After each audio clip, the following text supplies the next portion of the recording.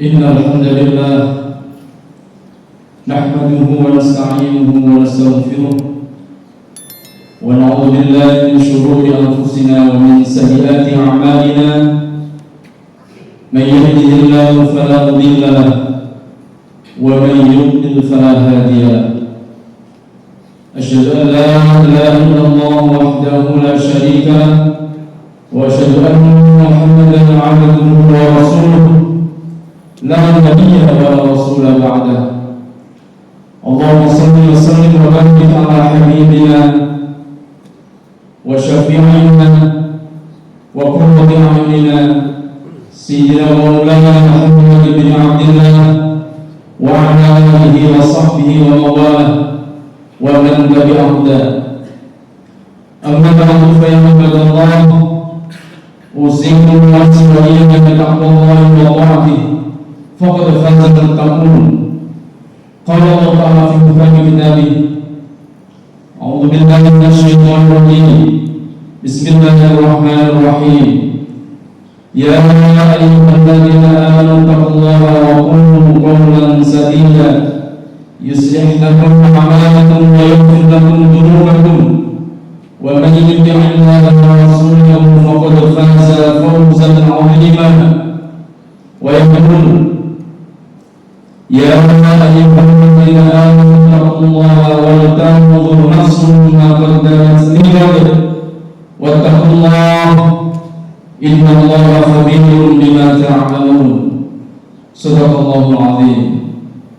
Hadirin jamaah salat Jumat akramakumullah, mari kita berikan iktikaf di masjid yang mulia dan barokah ini. Mudah-mudahan kita siang ini sebagai lambang, sebagai konfirmasi bahwa besok kita akan bertemu dan dipertemukan di surga Allah Subhanahu wa taala. Amin. Hadirin rahimakumullah, renungan singkat pada siang hari ini bertemakan rahasia umur 40 tahun. Hadirin rahimakumullah, kalau kita berbicara soal periodisasi umur manusia, maka boleh jadi umur 40 tahun menjadi umur yang istimewa. Mengapa demikian? Yang pertama, kalau kita lihat sejarah, hampir semua para nabi dan rasul itu diangkat oleh Allah menjadi utusan Allah di usia 40 tahun. Bahkan Nabi kita sendiri Muhammad SAW juga diangkat oleh Allah menjadi nabi dan rasul di usia 40 tahun. Yang kedua, umur 40 tahun merupakan satu-satunya umur yang secara eksplisit disebutkan di dalam Al-Quran, yakni di surah Al-Ahqaf ayat 15. A'udzu billahi minasyaitonir rajim. Bismillahirrahmanirrahim. Wa wassayna al-insana biwalidayhi ihsana. Hamalathu ummuhu kurhan wa wada'athu kurhan. Wa hamluhu fisawhu 30 syahran. Hatta idza balagha ashuddahu wa balagha 40 sanah qala rabbi auzi'ni an ashkura ni'mataka allati an'amta 'alayya wa 'ala walidayya wa an a'mala shalihan tardah wa aslih li fi dhurriyyati inni tubtu ilaik wa inni minal muslimin. Yang mana kami perintahkan kepada manusia supaya berbuat baik kepada kedua orang tuanya, kepada ibu bapaknya. Ibunya mengandungnya dengan susah payah dan melahirkannya dengan susah payah pula, mengandungnya sampai menyapitnya selama 30 bulan, sehingga apabila dia telah dewasa dan umurnya sudah sampai 40 tahun, ia berdoa, ya Tuhanku, berilah aku petunjuk agar aku bisa mensyukuri nikmat Engkau yang telah Engkau berikan kepadaku dan kepada ibu bapakku, dan supaya aku dapat berbuat amal yang saleh yang Engkau ridhoi. Berilah kebaikan kepadaku dengan memberikan kebaikan kepada anak cucuku. Sungguh aku bertaubat kepada Engkau, dan sesungguhnya aku termasuk orang-orang yang berserah diri. Hadirin para jamaah yang dimuliakan oleh Allah, usia 40 tahun juga menjadi bahan diskusi dan kajian serta penelitian di kalangan para ilmuwan, baik ilmuwan barat maupun timur. Dari hasil kajian dan penelitian itu kemudian muncullah istilah yang cukup populer, yakni life begins at 40. Hidup itu sebenarnya dimulai di umur 40 tahun. Istilah ini masyarakat muslimin muncul sebagai bentuk dukungan atau penghormatan bagi mereka yang telah mencapai usia 40 tahun. Karena pada masa itu dari sisi psikologis telah mencapai puncak kematangan seseorang, baik dalam berpikir, berbicara, bersikap, dan bertindak. Usia 40 tahun juga dipandang sebagai usia yang sempurna, umur yang stabil dan matang, baik dari sisi emosional maupun finansial.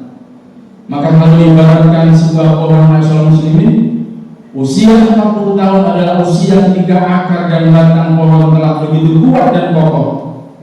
Tidak seperti pohon yang umurnya masih muda, tentu akar dan batangnya mudah dibengkokkan atau mungkin juga mudah dipatahkan.